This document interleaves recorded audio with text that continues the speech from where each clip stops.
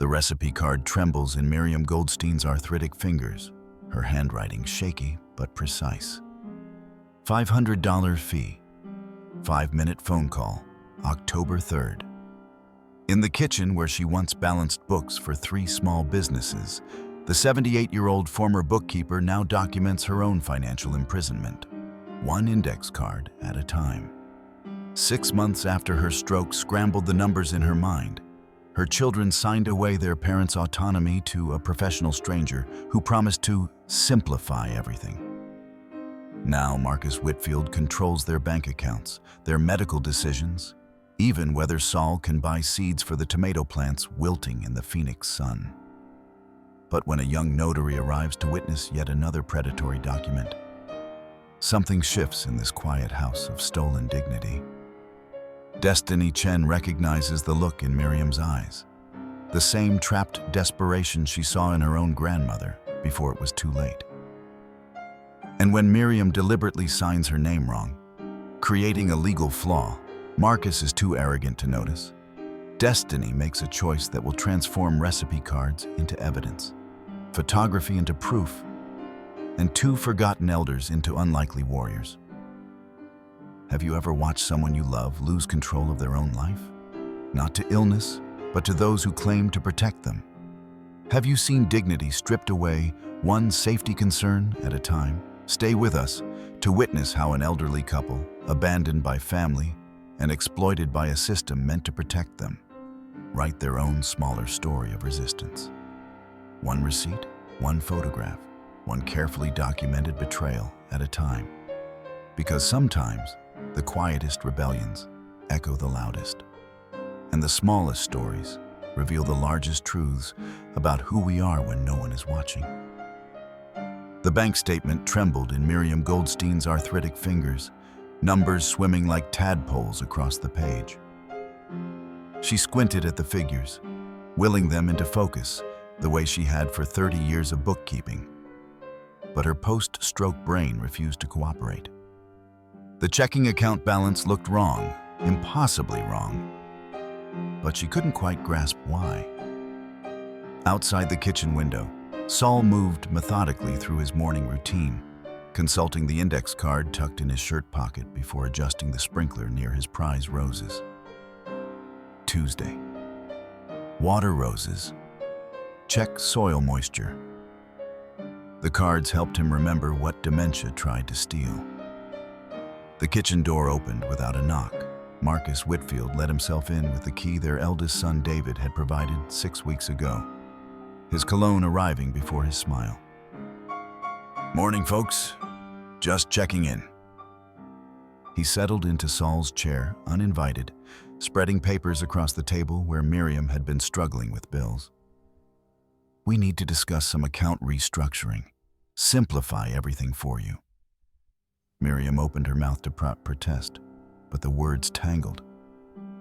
The numbers, I know it's confusing," Marcus said, his tone suggesting he was speaking to a child. "That's why David asked me to handle things. Professional oversight. Takes the burden off everyone." He produced documents already marked with yellow tabs. "These transfer your accounts to my management. Standard procedure. And this," another paper, "is for a reverse mortgage consultation. The notary comes Thursday." Saul appeared in the doorway, dirt under his fingernails, clarity flickering behind his eyes. "What consultation?" "Just exploring options, Saul. You know David wants you both comfortable." Marcus stood, checking his watch. "I'll leave these for review. The notary appointment is 2 o'clock Thursday. Be ready." After he left, Miriam stared at the papers, fury building where words wouldn't come. She found her recipe box, the only writing that still felt manageable, and pulled out a blank card. Her hands shook as she wrote, $500 fee, 5-minute phone call, October 3rd.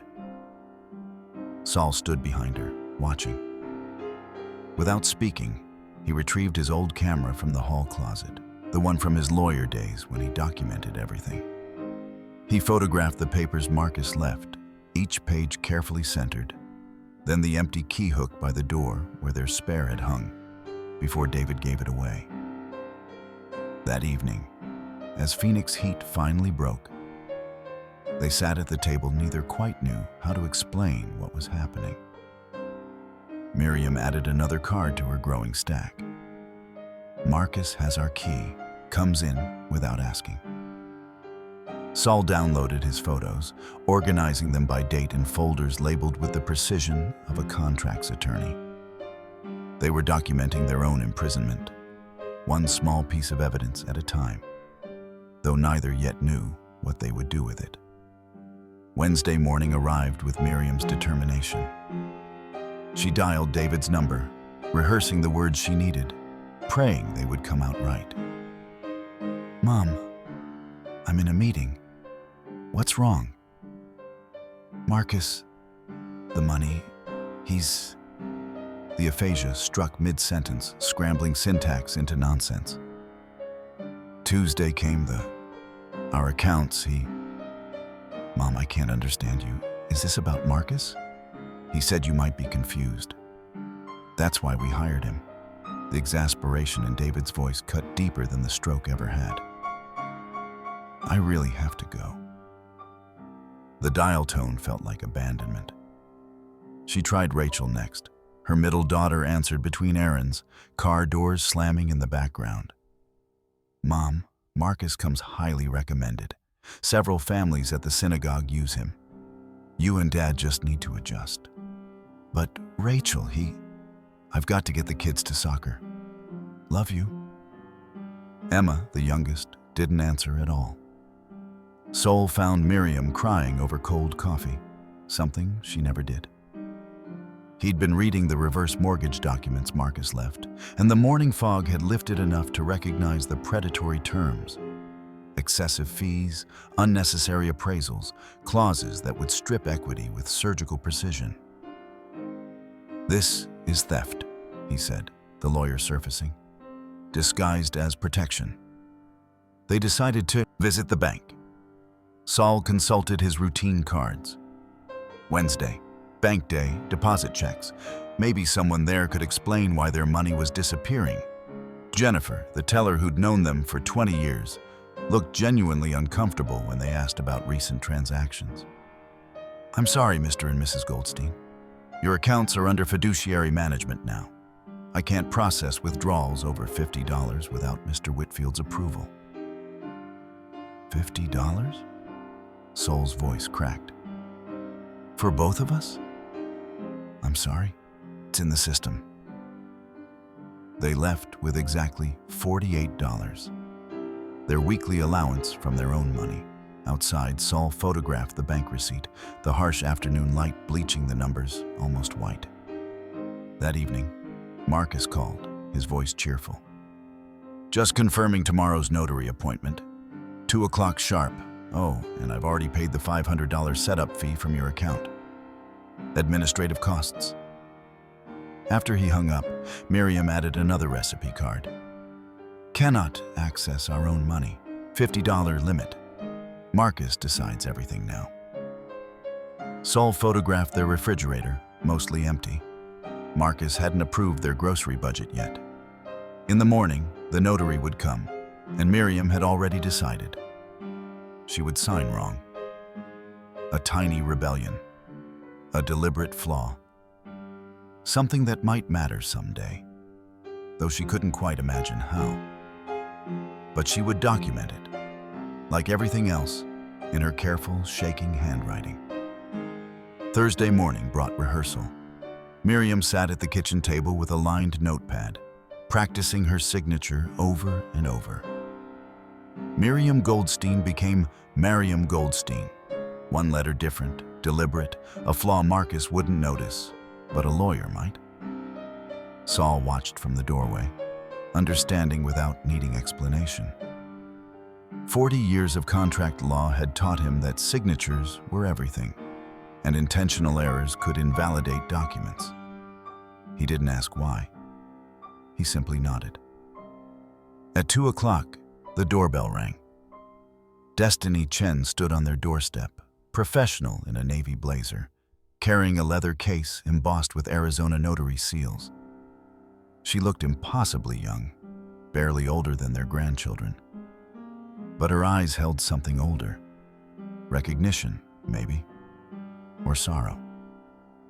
Marcus arrived seconds later, his cologne announcing him before his smile. "Right on time. Let's get this handled efficiently." He herded them to the dining room table, spreading documents like a dealer distributing cards. Destiny set up her supplies with quiet precision. Embosser, journal, blue ink pens. "Standard reverse mortgage consultation agreement," Marcus explained, not really explaining anything. "Just acknowledging you understand the process."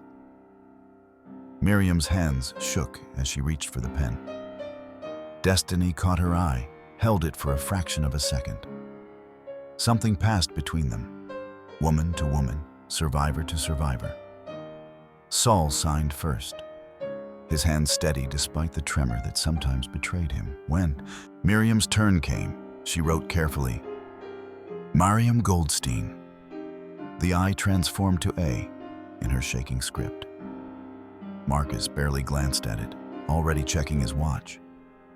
Destiny said nothing, stamping the document with her seal, entering the details in her notary journal with meticulous care. She knew what she'd witnessed. She was letting it stand.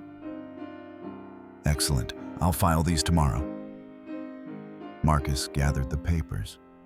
"Oh, and Miriam, we need to discuss your medication costs. Some of these prescriptions seem unnecessary."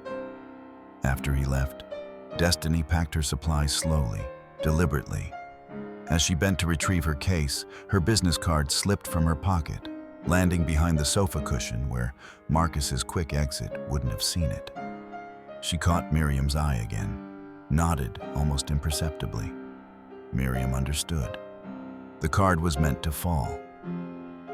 That evening, Saul found it while straightening cushions, another routine from his cards. He showed it to Miriam.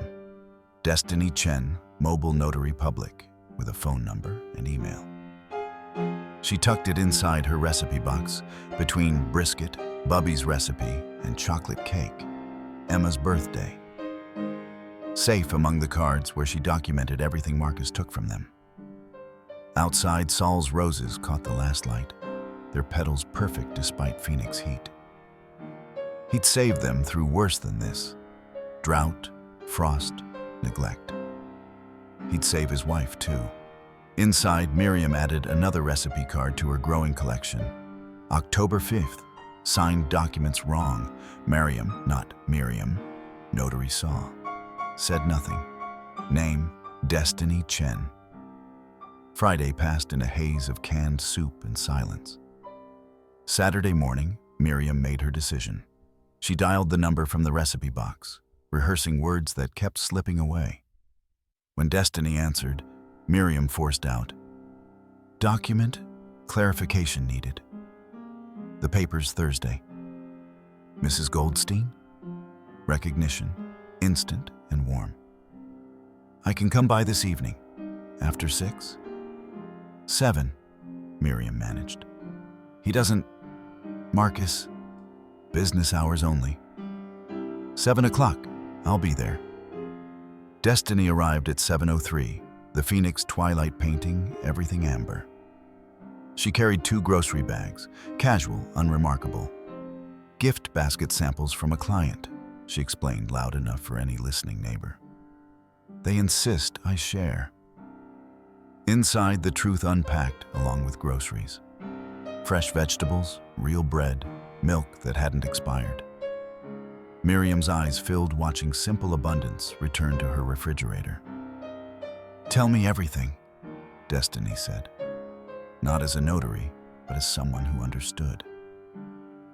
The words came easier than Miriam expected, Saul filling in when aphasia struck. Marcus controlled their money, their medical decisions, their contact with family. Their children had signed away everything 6 weeks ago, overwhelmed by crisis, believing professional help meant professional care.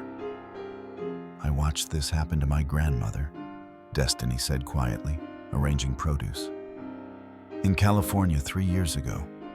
Different fiduciary, same pattern. By the time we understood, she'd lost everything. She died in a facility, alone, believing we'd abandoned her. She turned, meeting their eyes. I became a notary to witness, to see what I missed before. I saw it Thursday. Your signature, Mrs. Goldstein. You signed wrong on purpose. Miriam nodded, reaching for her recipe box. She showed Destiny the cards, months of meticulous documentation, despite her struggling brain. Dates, amounts, denials, humiliations. Saul produced his camera, scrolling through hundreds of photographs, documents, receipts, their emptying house. This is evidence, Destiny said, her voice steady despite whatever emotions flickered beneath. This matters. The signature discrepancy makes that reverse mortgage contestable. You can challenge it if needed. She pulled out her phone, typing notes. I want to help. Not as your notary, that's done, but as someone who understands what you're fighting. She paused. If you'll let me. Miriam managed 3 words clearly. Please, we're alone. Not anymore, Destiny said. I'll come back Monday evening. We'll organize everything properly. Build your case. After she left, Miriam added another card. October 7th, Destiny Chen returned. Brought food, wants to help. Says signature matters. Not alone anymore. Saul photographed the full refrigerator, evidence of care where Marcus showed only control. Outside, his roses bloomed in defiance of October heat. Sunday morning found Miriam standing before her closet, considering clothes she hadn't worn in months. The blue dress, church appropriate, still fitting despite everything. Saul appeared in the doorway, already dressed. His routine card for Sunday clutched in his hand. Church, 10 a.m. service. Bring wallet for collection. They hadn't attended since her stroke. Marcus had told the congregation they were too frail, too confused, better off resting. But Miriam was tired of being told what she was too frail to do. The sanctuary felt both familiar and foreign. Heads turned when they entered, surprise registering on faces that had known them for decades. Betty, their neighbor from 3 houses down, practically materialized beside them. Miriam, Soul, we've been so worried. Betty's concern felt genuine, untainted by the pity Miriam had learned to recognize. Marcus said you weren't well enough to come. We're here, Miriam managed, the simple words feeling like victory. After the service, congregants approached with careful kindness. Pastor Williams squeezed her hand, mentioned he'd been meaning to visit. Betty invited them for coffee next week. Small connections, fragile as spider webs, but connections nonetheless. That afternoon, Emma called. Mrs. Patterson from church says she saw you this morning. The tone held accusation Miriam couldn't quite name. She tried forming words, explaining, but aphasia chose that moment to strike hardest. Are you okay with the arrangement? With Marcus? Trapped, Miriam said clearly, then reached for more words that wouldn't come. The money is... The sentence collapsed into syllables that meant nothing. Mom, I can't understand you. This is the stroke talking. Emma's frustration crackled through the phone. Marcus assured me everything's fine. You just need to trust the process. The line went dead. Miriam stood holding the phone, tears she'd been refusing finally breaking through. Saul found her that way, silent crying that shook her shoulders. He didn't speak. He simply stood beside her, one hand on her shoulder, until the tears stopped. Monday evening at 6, Destiny arrived with her now familiar gift basket. This time she brought file folders, labels, a small scanner. They spread everything across the dining room table. Recipe cards, photographs, bank statements, medication denials. "We're building a case," Destiny explained, showing Miriam how to organize chronologically. "Every piece tells part of your story. Together, they become evidence." She taught Miriam techniques for working around aphasia. Bullet points instead of sentences, numbers instead of explanations, dates that needed no words to convey meaning. Saul contributed during his clear periods, his legal mind surfacing to identify patterns. "Breach of fiduciary duty," he said, examining Marcus's charges. "Self-dealing, conflicts of interest." The terminology came easily. Decades of contract law overriding dementia's fog. By 9 o'clock, they had a system. Recipe cards filed by category and date, photographs cataloged and backed up, bank statements annotated with Miriam's careful notations about unauthorized transactions. "I'll come Wednesday and Friday too," Destiny said, gathering her things. "We'll keep building." After she left, Miriam added the final card of the day. October 9th, system created, evidence organized. Destiny teaches me to work around broken words. Saul remembers law. We are writing our smaller story, not alone anymore. Outside, stars appeared over Phoenix. Saul's roses held their blooms despite October's lingering heat, resilient in ways Marcus would never understand. The pattern established itself over 2 weeks, like muscle memory returning. Monday, Wednesday, Friday evenings, Destiny arrived with her gift baskets, sometimes actual groceries, sometimes just her presence and organizational skills. Miriam's documentation grew more precise as she learned to work around her aphasia, finding shorthand that captured everything that mattered. October 15th, $500 charge. Phone call 4 minutes 22 seconds. Saul timed it. October 18th, hearing aid batteries denied. Luxury item, can't hear phone now. October 21st, Marcus moved our savings to managed fund. 3% fee annually, his company. Saul's photographs provided visual proof of systematic stripping. The garage gradually emptying, prescription bottles denied refills, the garden tools disappearing one weekend while they slept.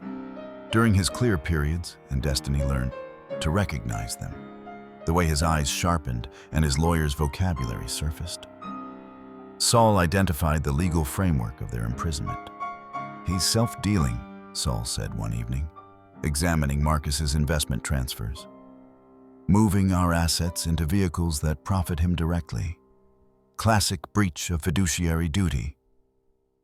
Destiny typed notes on her phone, documenting Saul's legal analysis before the fog returned. October 24th brought unexpected help.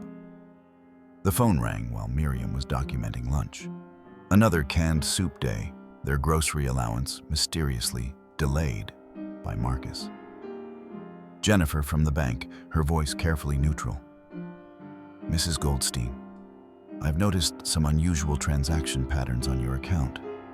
I can't intervene officially, but you might want to keep personal records of all transactions." A pause, weighted with meaning. "Especially withdrawal denials. Those should be documented in writing by your fiduciary. Has Mr. Whitfield been providing written documentation?" "No," Miriam managed. "Nothing written." "That's concerning. State law requires written justification for denials over certain amounts. You might want to request that documentation formally." After they hung up, Miriam added a new card. October 24th, Jennifer, bank, called. Says Marcus must document denials in writing. Hasn't been doing this. Breaking law? That evening, Destiny helped them draft formal requests, creating official paper trails Marcus couldn't ignore or dismiss. They sent them certified mail, requiring signatures. Saul, in a moment of crystalline clarity, recognized the strategy immediately. You're building grounds for breach of fiduciary duty, creating documented evidence of his failures. When he refuses or ignores these requests, it becomes proof of negligence. Or worse, Destiny said quietly, intentional exploitation. They worked late into the evening, Miriam's careful handwriting filling recipe cards, while Destiny scanned and backed up everything to a secure cloud account Marcus couldn't access. Saul organized photographs chronologically, his methodical nature overriding dementia's interference. By midnight, they had something more than grievances. They had evidence, systematic, dated, cross-referenced documentation that told a story Marcus couldn't explain away. Miriam made tea before Destiny left, a small gesture of trust and gratitude. They sat together in the kitchen, where this had all begun. Recipe cards spread between them like cards dealt in a game, where the stakes were autonomy itself. "We're building your smaller story," Destiny said softly, "one receipt at a time."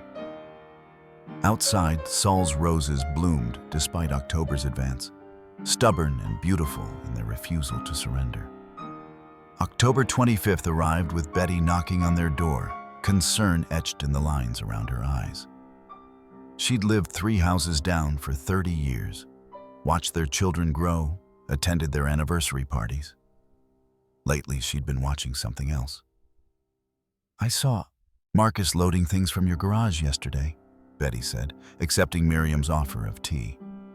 "He said you were decluttering, but Miriam, he took Saul's woodworking tools, the ones Saul made that beautiful cradle with for Emma's babies." Saul appeared in the kitchen doorway, clarity flickering. "My tools?"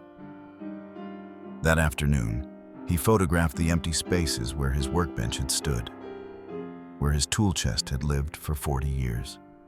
Miriam documented estimated values on recipe cards, memory sharp even when words weren't. Table saw, $800. Router set, $400. Hand planes, grandfather's, priceless. Marcus's explanation, when confronted, was smooth as always. Decluttering hazards. "You could hurt yourself, Saul. These tools are dangerous for someone with cognitive issues." The tools were already listed on an online marketplace. Saul found the posting, screenshotted everything before it disappeared. October 31st brought Emma with her children. 6-year-old Lucy dressed as a butterfly, 4-year-old James as a dinosaur. Lucy stopped on the porch, confused. "Grandma, where are your decorations? You always have the best Halloween decorations."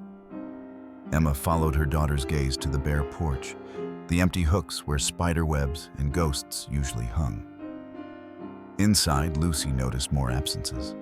The family photos that had lined the hallway, the antique sideboard that had held Miriam's china, her grandmother's silver menorah. "Where's all the stuff, Grandma?" Miriam tried explaining, but aphasia tangled every attempt. Emma's frustration mounted, misreading confusion for the stroke rather than theft, until Lucy said quietly, "Grandma looks scared." Something in those 3 words penetrated Emma's defenses. She really looked, at her mother for the first time in months. Miriam's hands were shaking. Recipe cards covered every surface, obsessive documentation that didn't match her mother's usual precise organization. Her father stood in the doorway, lost in his own home. After the children finished trick-or-treating, Emma called Marcus. His explanation came readily. Rehearsed perfection. "Your parents were getting confused, damaging things. I'm protecting assets from confusion-related accidents. It's standard protocol for cognitive decline. My mother's china? My grandmother's menorah? Safely stored. I'll have inventory documentation sent to you." The documentation never arrived. But Marcus's smooth certainty planted the first seed of doubt in Emma's mind. That night, she couldn't stop hearing Lucy's words. "Grandma looks scared." November 1st. Destiny brought a small digital recorder, teaching Miriam how to capture conversations discreetly. Keep it in your pocket. Press record when Marcus arrives. We need his words, his threats, his refusals, all documented. Miriam practiced the button, the simple motion that might save them. Saul photographed the recorder next to a recipe card.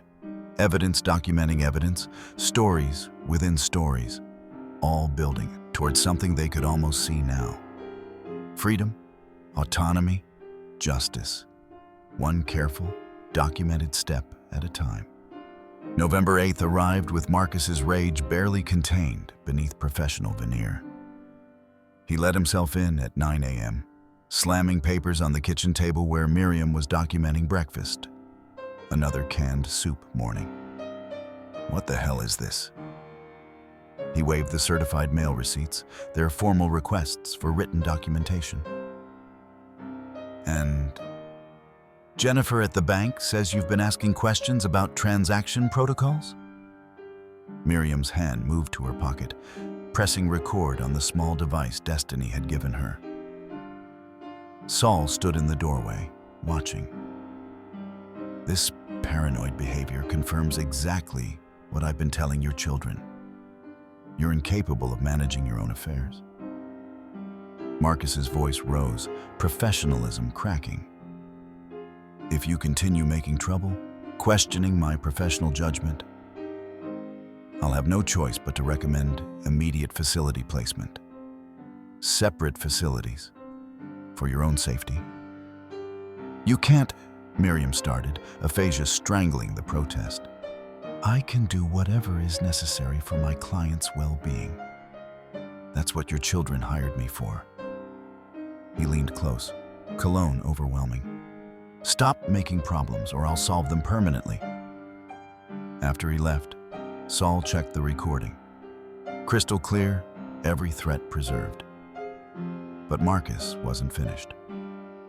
That afternoon, new restrictions arrived via email. No phone calls without his presence, no visitors except immediate family, weekly allowance reduced to $30. The isolation tightened like a noose. November 9th, Destiny found them frightened but resolute. Miriam played the recording, Marcus's threats filling the kitchen where they'd built their resistance. This is criminal elder abuse, Destiny said quietly. We need to contact Adult Protective Services. She made calls that afternoon, learning the system's requirements. One complaint wouldn't trigger investigation. They needed 3 independent reports from different sources documenting the same pattern of abuse. Betty will file one, Miriam managed. She saw him steal Saul's tools. I'll talk to Jennifer at the bank, Destiny said. See if she can officially report the financial irregularities. That evening, Betty arrived after Destiny called her. They played Marcus's recorded threats. Betty's face hardened. The neighbor turned advocate, recognizing true danger. I'll write everything I've seen, Betty promised. The isolation, the missing belongings, how you both look thinner every time I see you.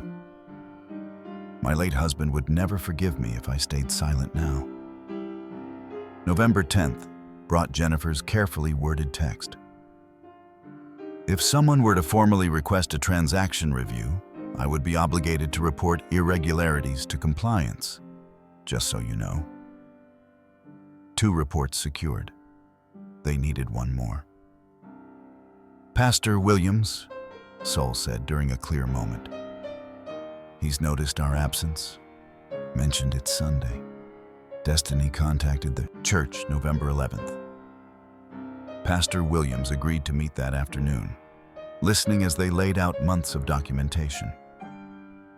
His pastoral concern shifted to protective anger as the pattern became undeniable. I'll write a formal observation report, he said. Document what I've witnessed. Your isolation, fear, the sudden decline after Marcus took control. The church has resources for elder advocacy. You're not alone in this. 3 independent reports, all documenting the same systematic exploitation. But November 16th brought crisis.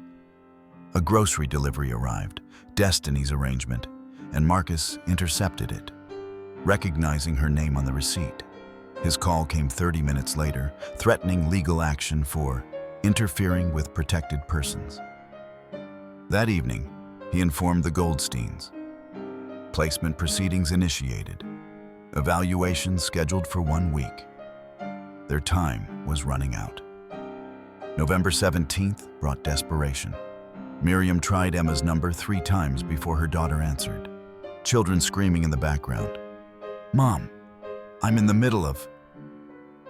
Miriam couldn't find words. The aphasia was worse under stress, scrambling every attempt at explanation. So she did the only thing left. She cried. Not the silent tears she'd shed alone, but sobbing that years of documented indignity couldn't contain. Emma went quiet. "Mom? Mom, what's wrong?" Through broken sounds that weren't quite words, Miriam managed. "Help. Please. I'm coming Sunday. I promise. Mom, I'm coming." After they hung up, Miriam added a card with shaking hands. November 17th called Emma. Couldn't speak, cried instead. She's coming Sunday. Maybe too late. Meanwhile, Destiny contacted legal aid, learning that emergency hearings could challenge placement proceedings if substantial evidence of fiduciary abuse existed.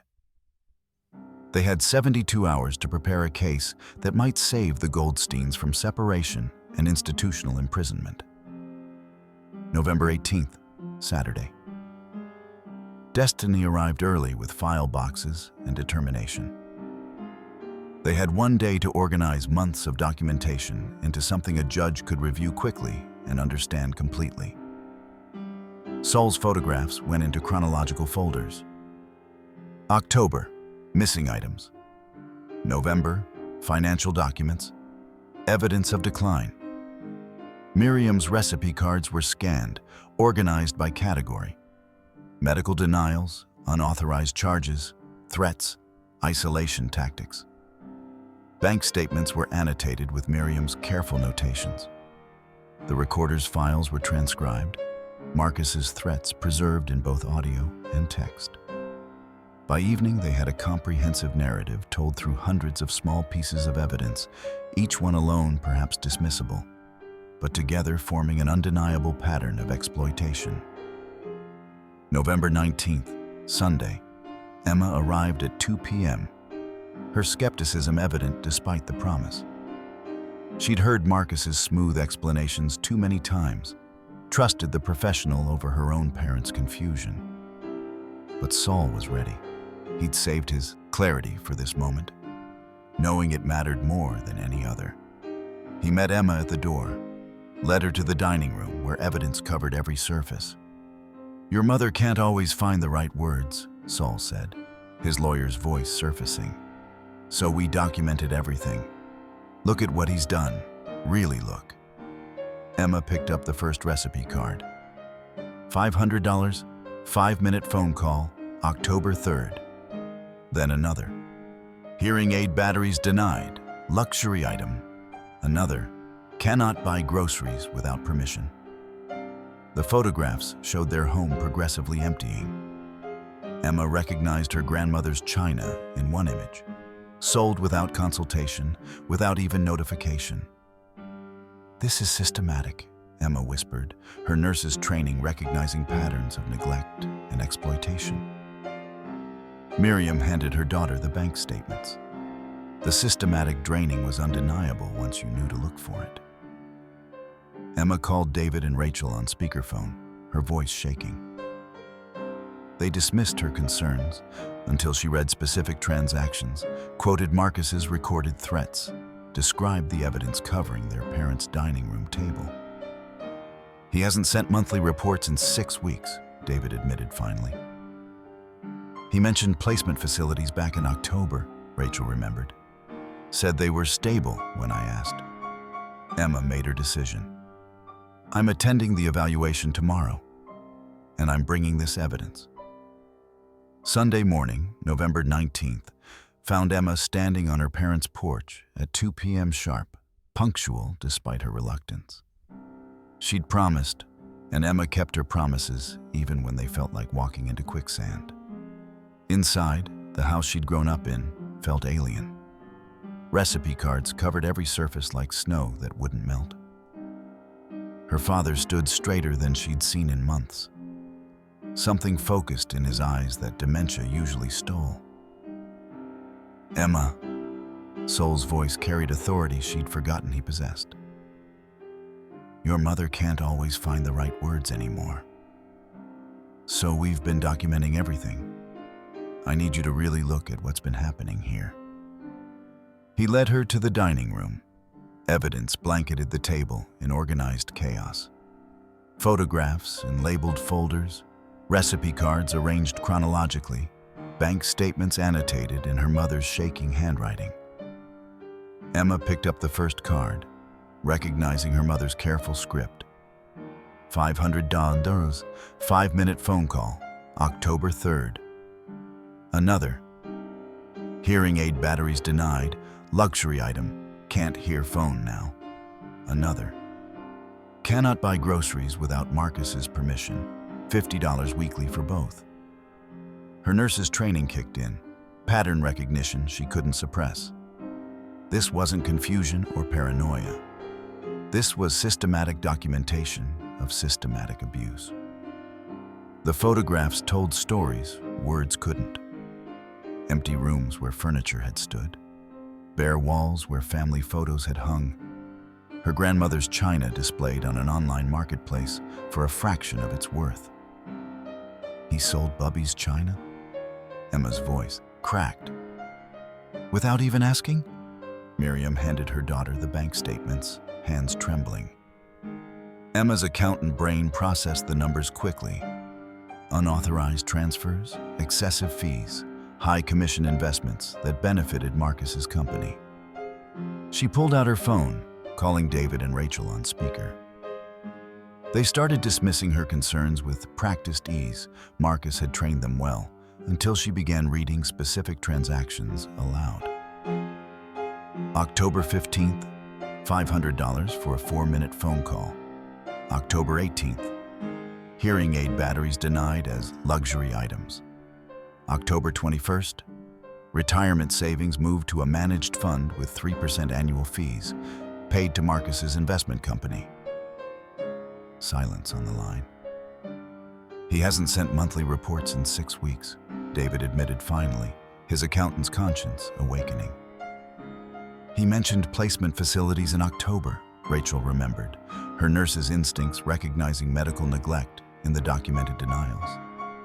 Told me they were stable when I asked how they were doing.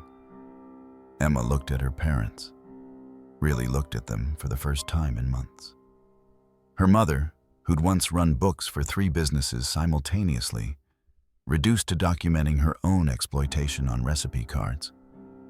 Her father, whose legal mind had drafted countless estate plans, now fighting to protect his own assets from theft disguised as protection. The placement evaluation is tomorrow, Emma said into the phone, decision crystallizing. I'm attending, and I'm bringing all of this. She gestured at the evidence covering the table, months of their smaller story documented one receipt at a time. We're coming too, David said. I'll be there by 8 a.m., Rachel added.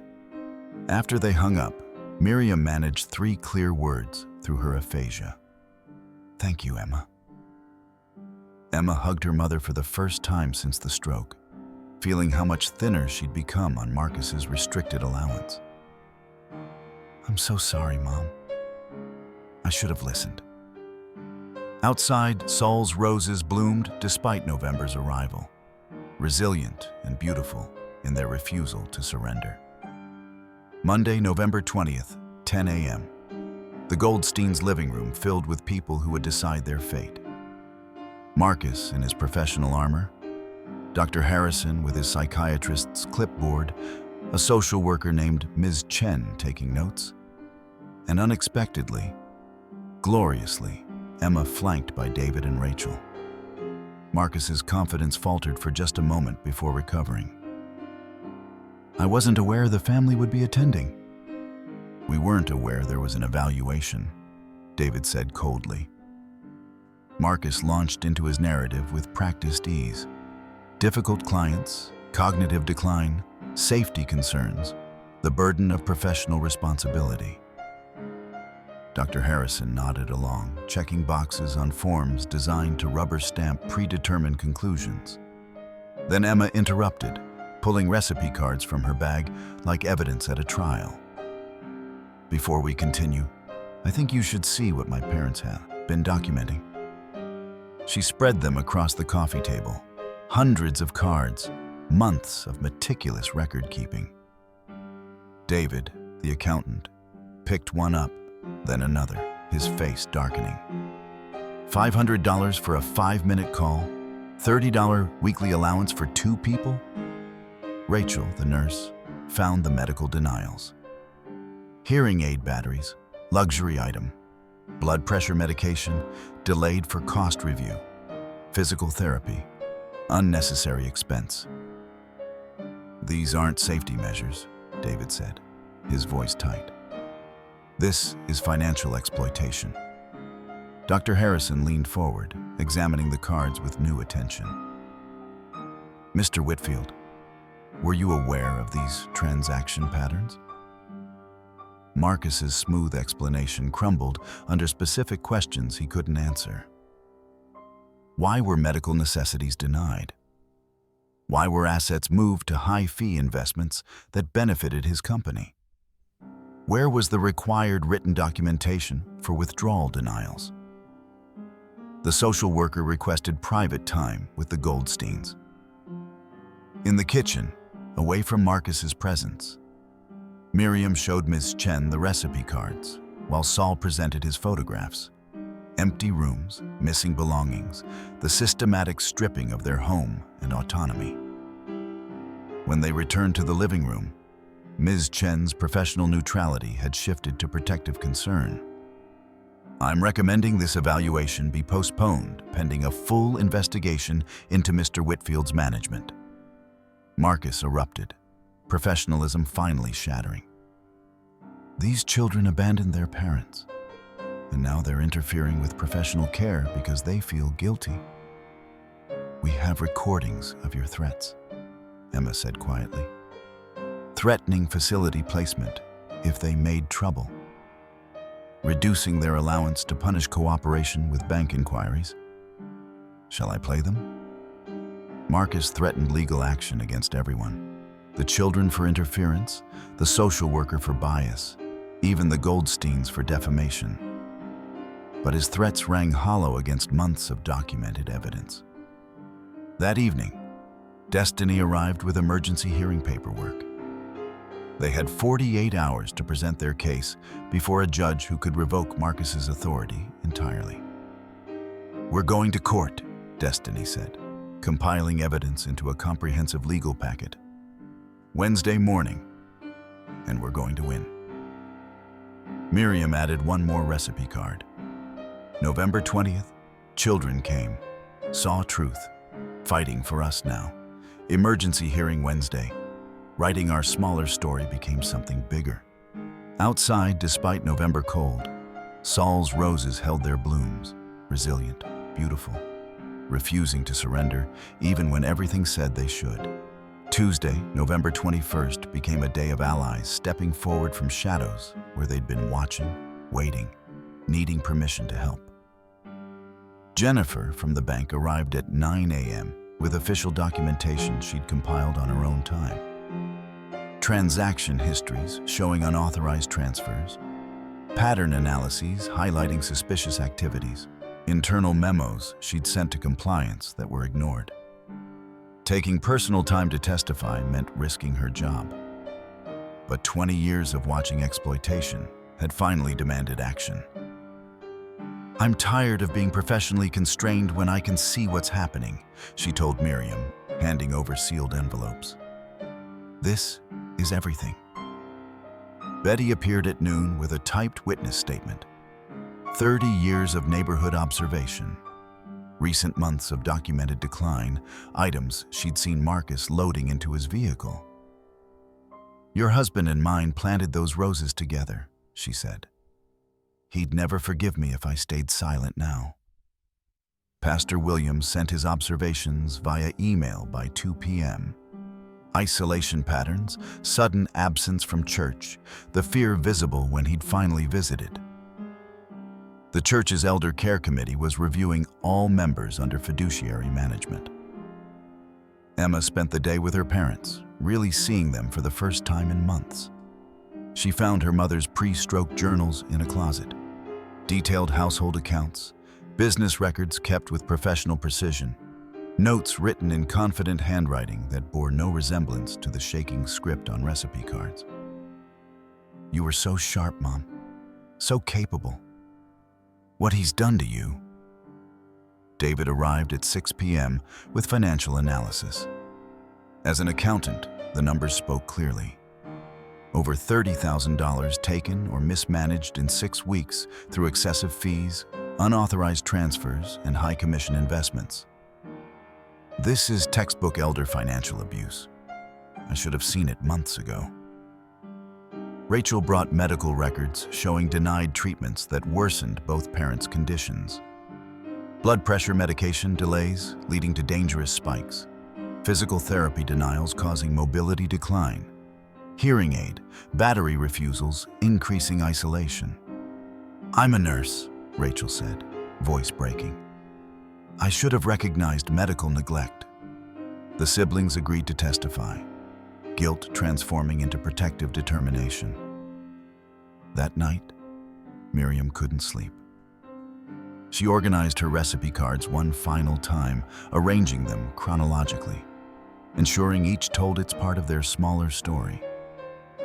Hundreds of cards documenting hundreds of indignities, each one alone perhaps dismissible, but together forming undeniable proof. Saul sat at the dining room table practicing what he wanted to say, hoping clarity would come when it mattered most.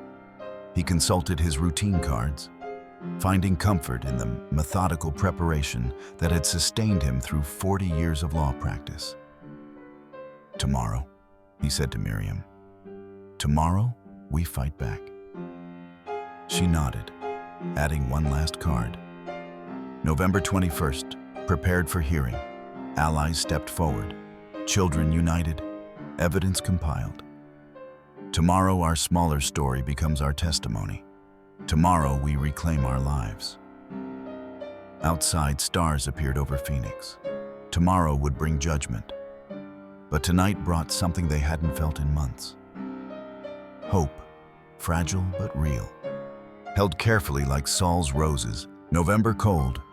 Wednesday, November 22nd, 9 a.m. The small courtroom felt enormous with consequence. Judge Catherine Park presided, her expression neutral but attentive. The Goldsteins sat with their children and destiny. Marcus arrived with his attorney, confidence radiating from expensive suits and rehearsed arguments. Marcus testified first, presenting himself as a concerned professional burdened by difficult clients and manipulated by outsiders. "Your Honor, I've managed 17 elder clients successfully. The Goldsteins' children entrusted me with their parents' care because cognitive decline made self-management impossible. Now a stranger, this notary, has manipulated vulnerable people into paranoid accusations." His attorney submitted documentation. The power of attorney signed by David, medical assessments showing Miriam's aphasia and Saul's dementia, professional credentials establishing Marcus's legitimacy. Then Miriam took the stand. Walking forward felt like crossing a battlefield, but she carried her recipe box like armor. Judge Park's patience was genuine, not performative. "Mrs. Goldstein, I understand you have difficulty with speech. Take your time. Show me what you need to show me. Miriam opened the recipe box. Hundreds of cards spilled across the witness stand. Months of meticulous documentation, despite the aphasia that stole her words. She couldn't explain them clearly, so she let the cards speak. Dates, amounts, denials, each one a small piece of systematic exploitation. When aphasia scrambled her verbal testimony into frustration, she simply pointed to the numbers. Grocery receipts showing $30 weekly allowances. Bank statements showing $500 charges for documented 4-minute calls. Photographs of empty rooms where belongings had stood. Judge Park examined the cards with increasing attention.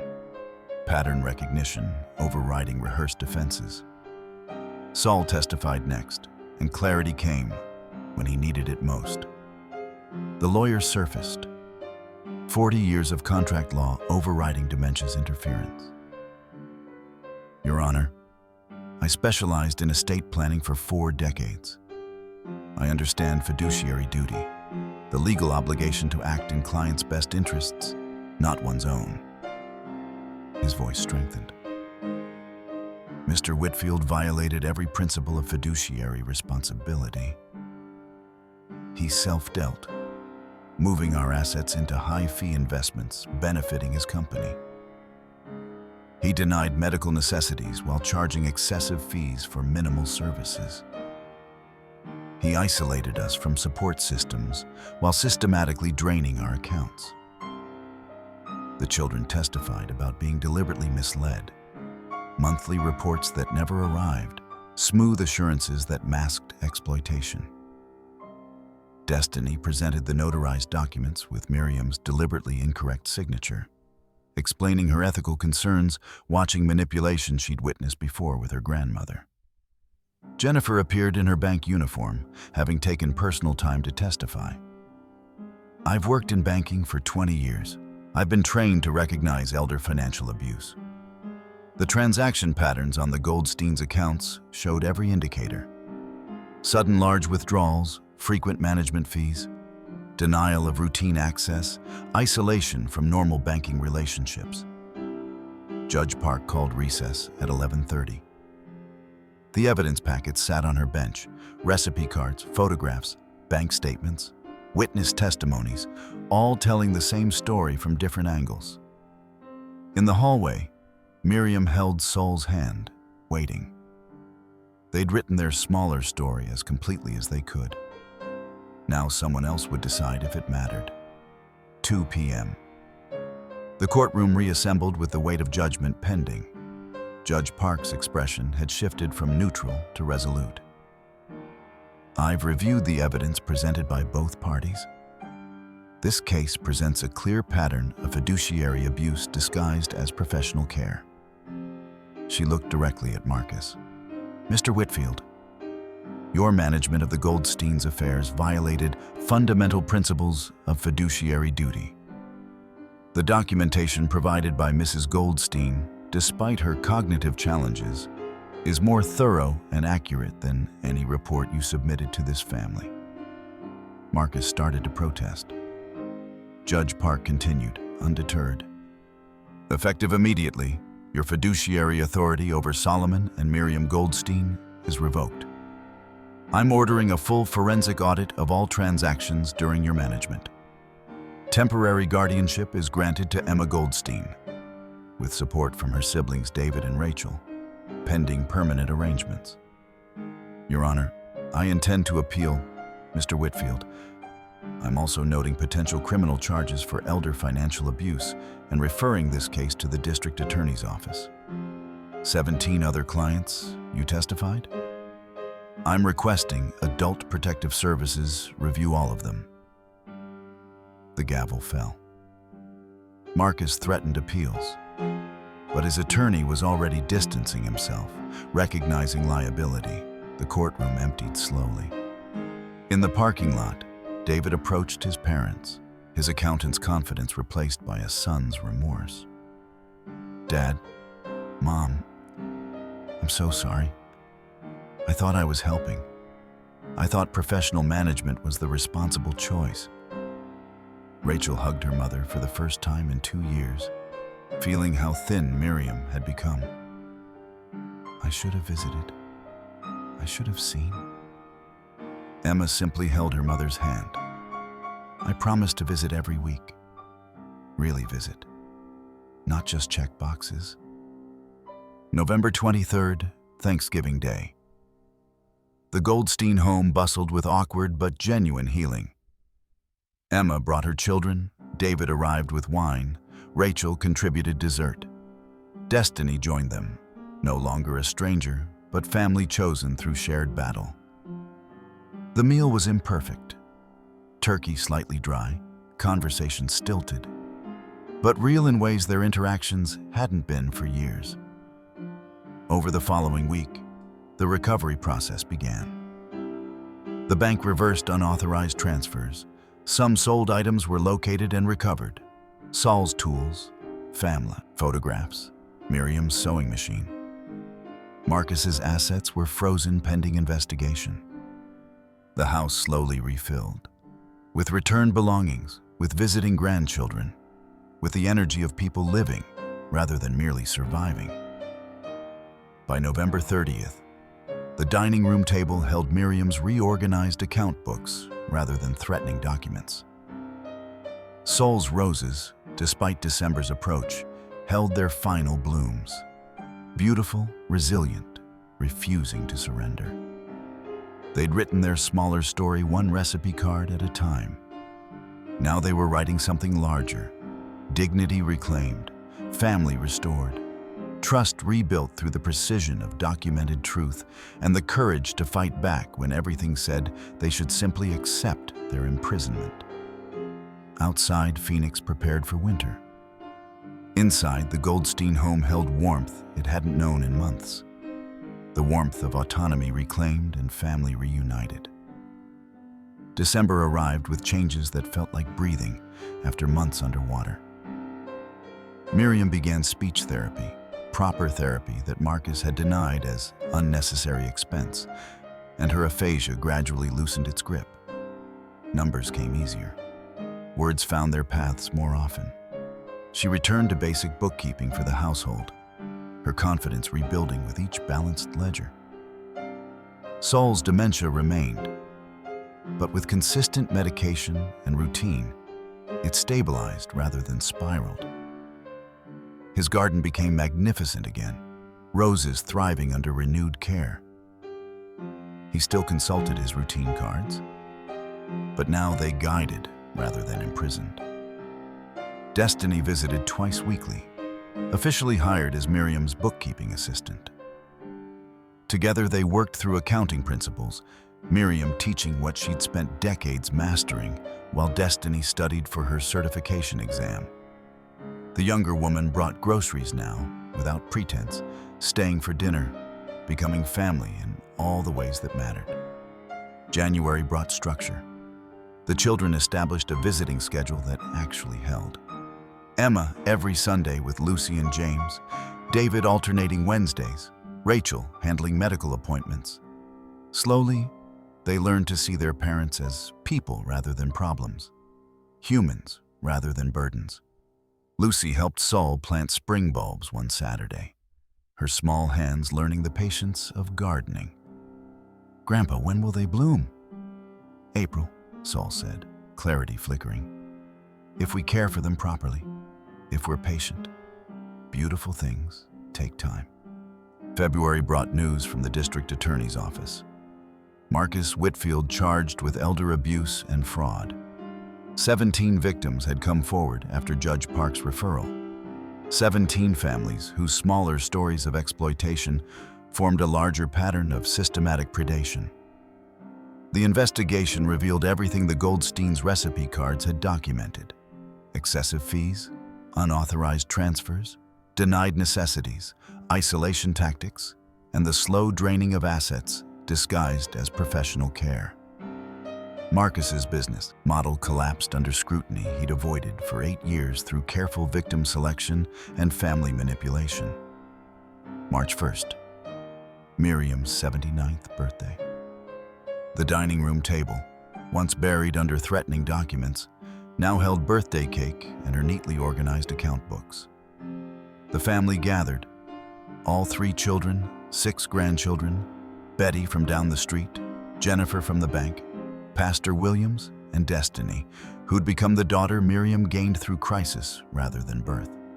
Miriam taught Destiny double-entry bookkeeping, while Sol, in one of his clear periods, explained contract law principles to David's oldest son, passing forward knowledge that dementia couldn't fully steal.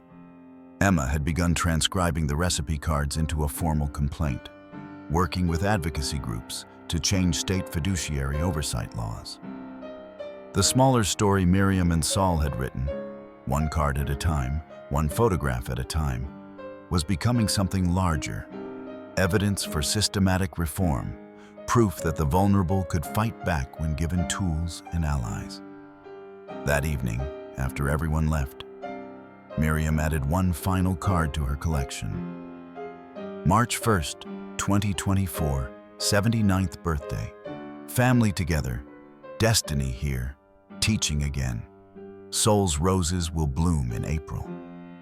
We wrote our smaller story of resistance and reclaimed our lives. Dignity restored, trust rebuilt, family healed. One receipt, one card, one documented truth at a time. Our smaller story became larger. We survived. We won. She placed it in the recipe box, closing the lid on documentation that had saved them. Outside, Phoenix prepared for spring. Inside, the Goldstein home held warmth earned through courage, precision, and the refusal to surrender, even when everything said they should. Sol's roses would bloom in April. They always did.